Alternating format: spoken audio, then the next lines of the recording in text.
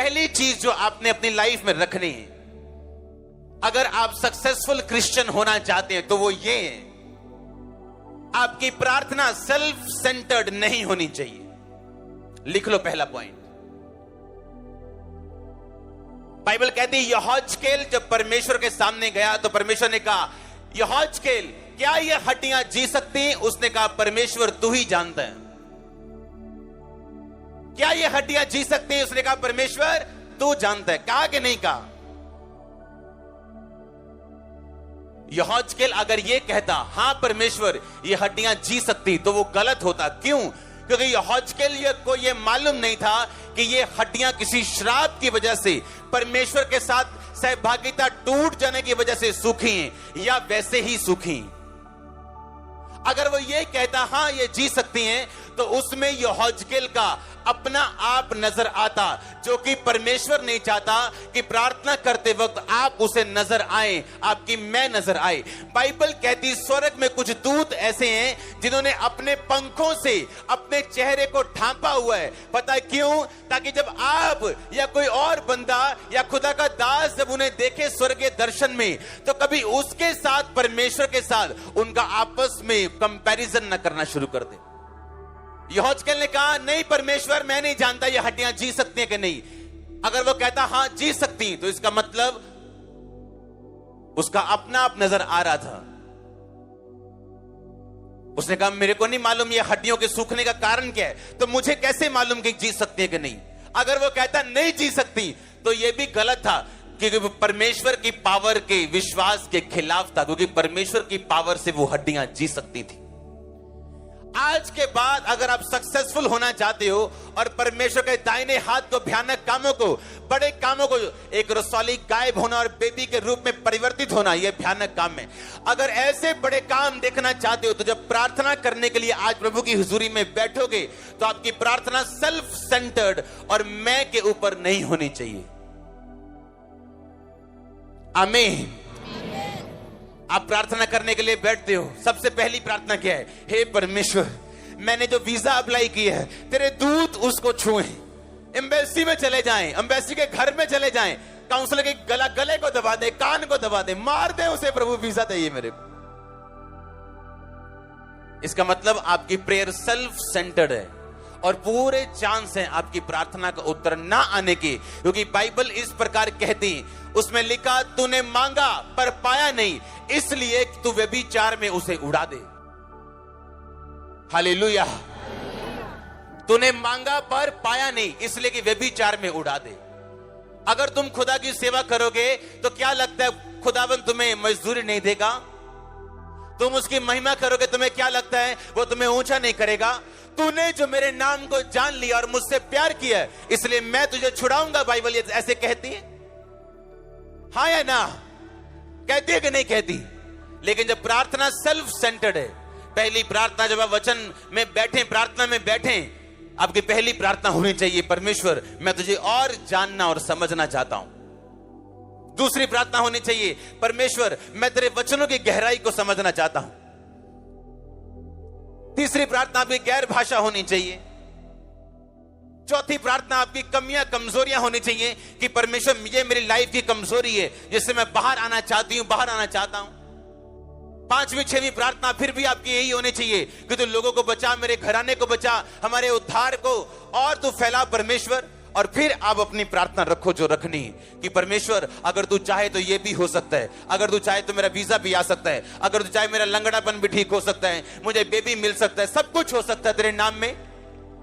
पर आपकी पहली प्रार्थना ही ऐसी है जिससे परमेश्वर को लगता है कि आप सिर्फ सेल्फिश लोग हैं और अपने मोटिव्स को आप मेरे से पूरा करवाना चाहते हैं। बस आपको कंटेनर से प्यार नहीं, लेकिन जो कंटेनर के अंदर चीजें हैं आपको उससे प्यार है। आपको बाप से प्यार नहीं, पर बाप की प्रॉपर्टी से प्यार है। ऐसे बच्चे नाजायज कहलाते हैं और गलत कहलाते हैं। ऐसे बच्चों से बाप कभी प्यार नहीं करता। आपकी फर्स्ट प्रेयर होनी चाहिए परमेश्वर में बढ़ने के लिए, अपने उद्धार में बने रहने के लिए, उसका थैंक्स करने के लिए, पास में जो उसने आपकी लाइफ में काम किए। जब परमेश्वर ने देखा यहोजकेल तूने बड़ी बुद्धि के साथ उत्तर दिया है, बड़े दिमाग से उत्तर दिया तूने आत्मा से कि मैं नहीं जानता परमेश्वर क्या ये हड्डियां जी सकती कि नहीं। परमेश्वर ने कहा तू भविष्यवाणी कर कि ये हड्डियां जी उठें। आत्मा उसमें आया। आत्मा आप पे उतरता है जब आप परमेश्वर की मर्जी को पूरा करते हो। आत्मा आप पे उतरता है जब आप परमेश्वर की विल पे चलते हो। आत्मा आपके कामों पे उतरता है जब आप परमेश्वर के साथ साथ चलते हो। आप सेल्फिश नहीं हो तो आत्मा आप पे उतरता है। आज लोग सेल्फिश हैं, आत्मा नहीं उतरता उन पे। उनका सारा ध्यान इस बात पे, जैसे ये बहनें आजाद हुई, मुझे भी प्रभु आजाद करे।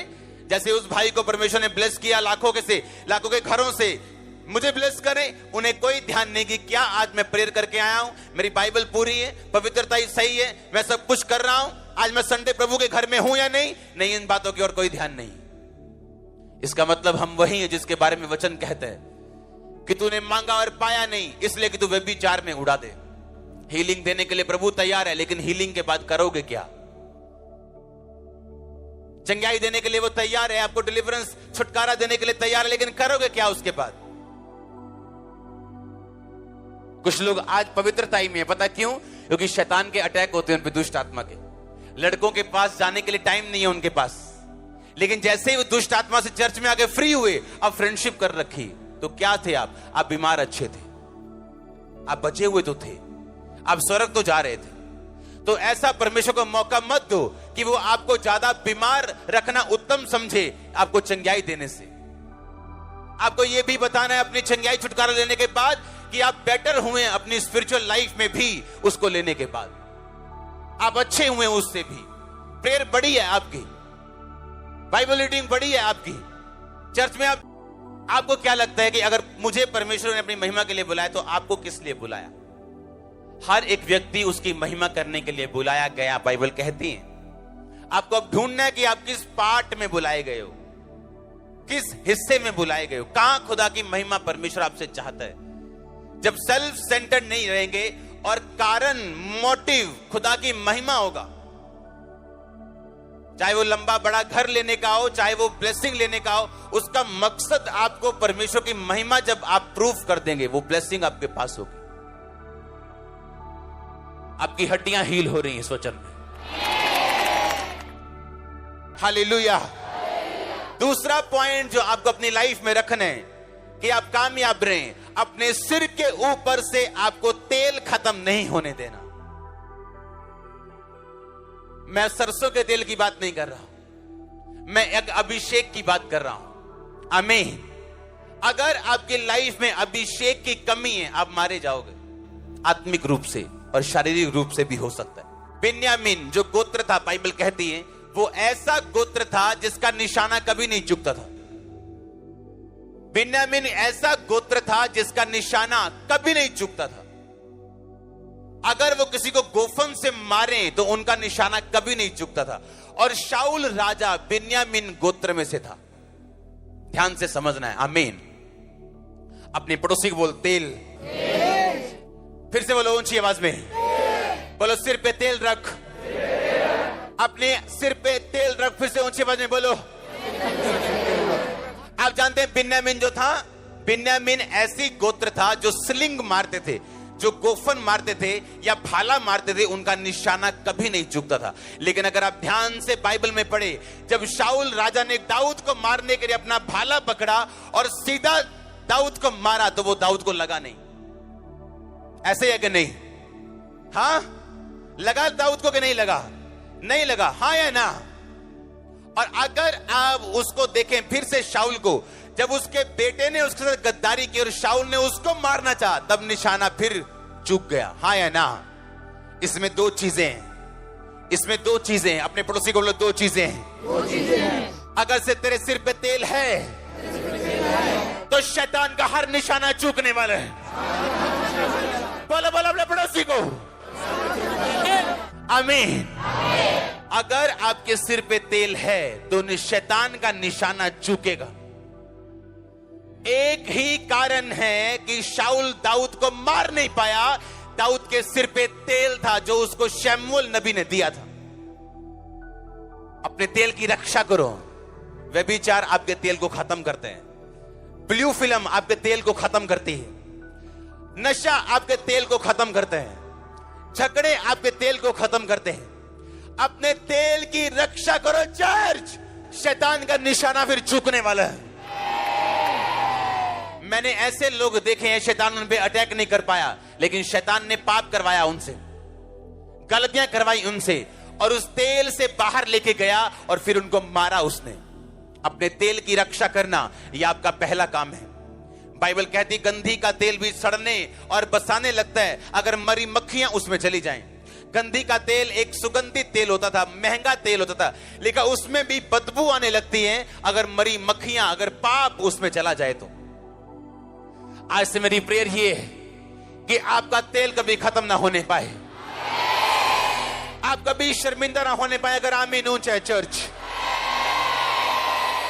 आप इमेजिन कर सकते हैं 5 कुंवारियां समझदार थी, 5 मूर्ख थी। समझदार ने और तेल लिया और वो शर्मिंदा नहीं हुई। आप उन्हीं लोगों को शर्मिंदा होते देखते हैं अपनी लाइफ में जिनके अंदर तेल की कमी है, अभिषेक की कमी है, सामर्थ की कमी है। शाऊल बिन्यामीन के गोत्र का ऐसा राजा जिसका निशाना कभी नहीं चुका, 2 बार उसका निशाना चुका। पहली बार उससे जिसके सिर के ऊपर तेल था, दाऊद के ऊपर, और दूसरी बार उससे जिसके सिर के ऊपर तेल था, उसकी मदद करने के कारण योनातन के ऊपर भी वो निशाना नहीं लगा। आप 2 तरह से सुरक्षित रहते हैं, एक तो आपके अपने सिर के ऊपर तेल हो, और दूसरा जिसके ऊपर है उसको सपोर्ट करना, आप बचते हैं फिर। पहला आपके अपने सिर के ऊपर तेल होना, दूसरा उसको सपोर्ट करना जिसके सिर के ऊपर तेल है। शैतान का निशाना आप पर चूकने वाला है, आप बचने वाले हो, ये प्रोफेसी है, आप बचने वाले हो, ये प्रोफेसी है। आमीन ऊंचा चाहिए, ब्लेसिंग ऊंची चर्च। मैंने अगर अपनी लाइफ में किसी चीज को सुरक्षित रखा है वो मेरा तेल है, ये नहीं जाने दिया। विरोध सह लिया, बातें सुन ली, सब कुछ कर लिया, पर तेल नहीं जाने दिया। आप इसलिए यहां बैठे हो आज। तेल, अगर सिर पे तेल है तो शैतान का निशाना चूकने वाला है। आपके बच्चे सेफ हैं, आपका बिजनेस सेफ है। मैंने कहा आपकी लाइफ सेफ है यीशु मसीह के नाम में। अगर तेल आपकी लाइफ के ऊपर है, और मैं तेल को रिलीज करता प्रभु का दास सुनेगा आपकी लाइफ के ऊपर।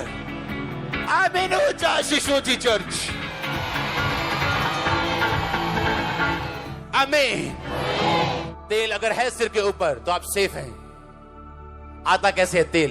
प्रार्थना करने से, बने रहने से, प्रभु में वचन पढ़ने से, और जिनके ऊपर तेल है उनको सपोर्ट करने से।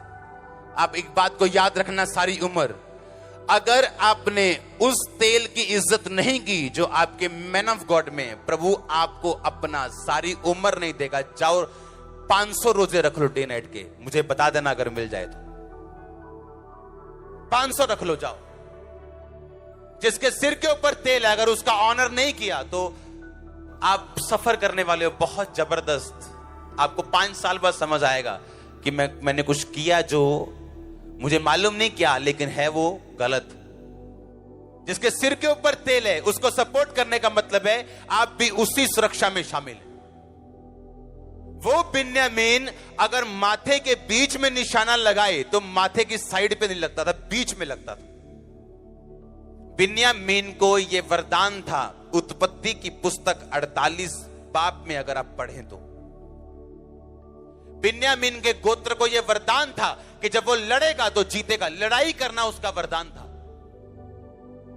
बिन्यामीन फाड़ने वाला भेड़िया होगा, यह उसका वरदान था। इसलिए बिन्यामीन जब निशाना मारते थे, अगर माथे के बीच उन्होंने मारा तो माथे के बीच लगता था, साइड पे नहीं। और जब दाऊद को इतना बड़ा भाला मारा तो दाऊद बच गया। अगर एक वट्टे की एक्यूरेसी इतनी जबरदस्त थी तो सोचो भाले की एक्यूरेसी कितनी होगी। पर दाऊद बचा, उसका अपना बेटा बचा। तेल, अगर तेल है तो आप सेफ हैं। और तेल शैतान उसको छीनने के लिए वो आपको ट्राई करता है, वो ट्राई करता है। ये तेल से उसको नफरत है, और उसको इस तेल, इस अभिषेक की वैल्यू मालूम है, क्योंकि उसके पास आज भी तेल है। शैतान के पास। अपने पड़ोसी को बोलो तेल। कितना पॉइंट है ये? दूसरा, पहला क्या? सेल्फ सेंटर्ड प्रेयर नहीं होनी चाहिए। दूसरा क्या? तेल। अगर तेल है, शैतान मिस करेगा आपको।